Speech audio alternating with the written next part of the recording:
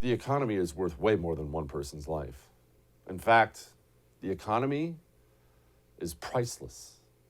It's what I was shouting last year from the rooftops. It's worth one life if it saves one life. No, it's not worth that at all. Your life, my life, the life of everyone you know, the life of everyone I know is not at all worth more than the economy of the United States, because a society's economy is the thing that keeps the economy running. We're not talking about how your stocks are doing.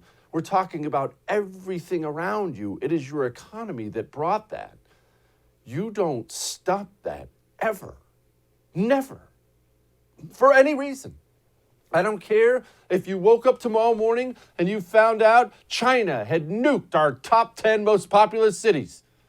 You don't wake up that morning and say, well, nobody go to work. Everyone stop for just a couple weeks. Just everyone go home a couple weeks.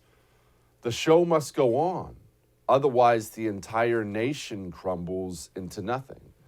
So as we start talking about inflation here and Joe Biden and where we're going, and I understand these are going to be hard things to hear, but as we talk about all this, I want you to understand something.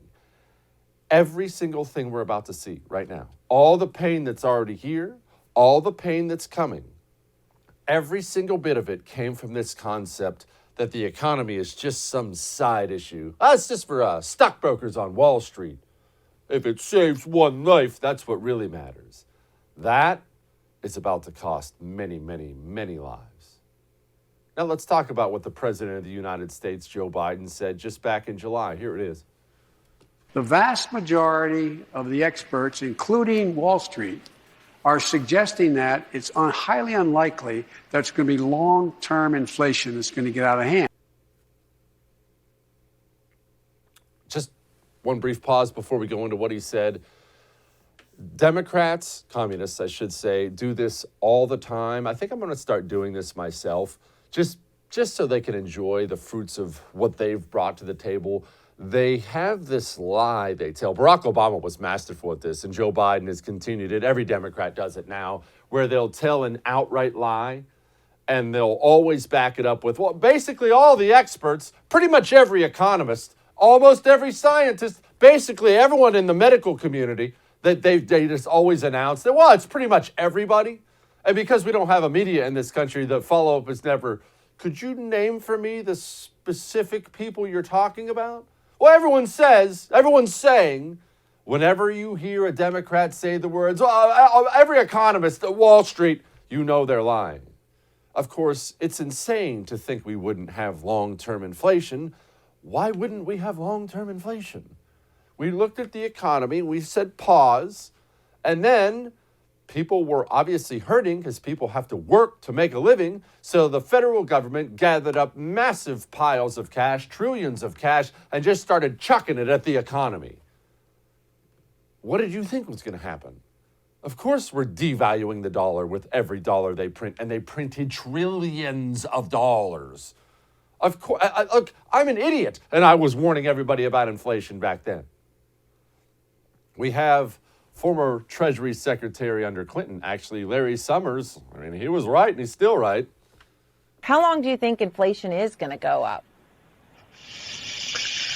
I think the odds are that we're going to have inflation of a kind we haven't seen in 30 years until either the Fed takes some significant move with respect to monetary policy or until there's some kind of accident. Okay? Haven't seen in 30 years. And let's keep in mind, I know you already know this, but let's keep in mind what inflation actually is. It's a pay cut for you and me. That's what it is.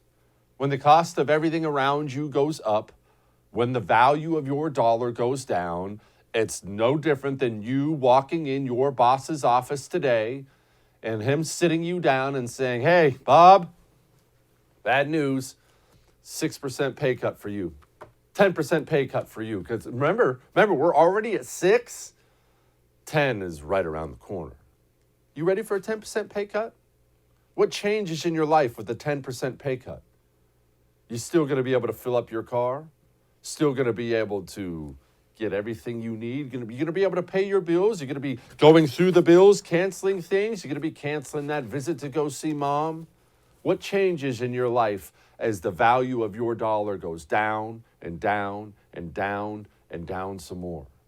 The truth is, we're already seeing Americans across the board, well, except for the filthy rich ones, but Americans across the board seeing a decreased standard of living. It's going down, and it's going down, and it's going down. And keep in mind, there right now is no plan. There has been no plan presented to stop the bleeding. None. None. They don't have any idea what they're doing. In fact, they seem pretty cold to the fact you're already seeing a decrease in standard of living. The dirty little secret here, Willie, while nobody likes to pay more, on average, we have the money to do so. Household savings hit a record high over the pandemic. We didn't really have anywhere to go out and spend. And as we said a moment ago, we're expecting retail sales this holiday season to break records. For those who own their homes, the value of our homes are up. And while the stock market isn't the economy, you got over half of American households with some investment in the markets, and the markets have hit record highs. So we need to put all of this in perspective. Stop complaining about inflation, peasant. You have the money. Don't you have all the money in the world? Why are you worried about eggs going up 12%? Why are you worried about the cost of beef, chicken, everything else skyrocketing? Why are you worried about the cost of gas? You have all the money in the world, right? And look, these people are so disconnected from reality, and that's really the problem we face in this country right now, is the people who make the decisions on behalf of you, on behalf of me, they don't have any connection to us. They don't understand how working people live. I know, because not to bring up old stuff, I watched this last year too when coronavirus hit, and even people I know, friends of mine, were saying things like, just go home for 2 weeks. What's wrong with you? And my jaw just fell open. Clearly, people have spent too much time in college and in the media world. People can't just go home for 2 weeks.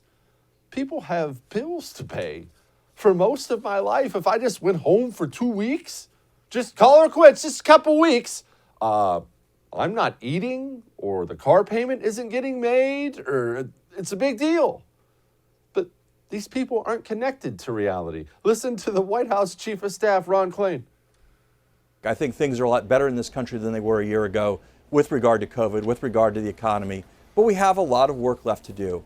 And I think voters are in a show me, don't tell me mode. I don't think they really care as much about what I'm saying on TV or what you're saying on TV as much as they do about us putting results into their lives. Yeah, show me. It's going to be fine. Look, people aren't even that worried about it, honestly. Or, I love this new spin. You've already seen some of this, and you're going to see a lot of it, so just prepare yourself for it. I love this one from Bloomberg. Why don't you just buy less? Why don't you just buy less and learn to live more like Europeans lived? Oh, believe me, you can roll your eyes and get mad about that all you want. You're going to see that lecture from the system and their propagandists a lot now. You see, there's not going to be any covering up the fact your standard of living is about to go down, that you can afford less, that you are effectively poor. You can't cover that up. When you can't buy chicken this week, you can't cover that up. So what they're going to do is they're simply going to shift into the mode where they'll try to make you ashamed of even wanting. Why do you want so much chicken?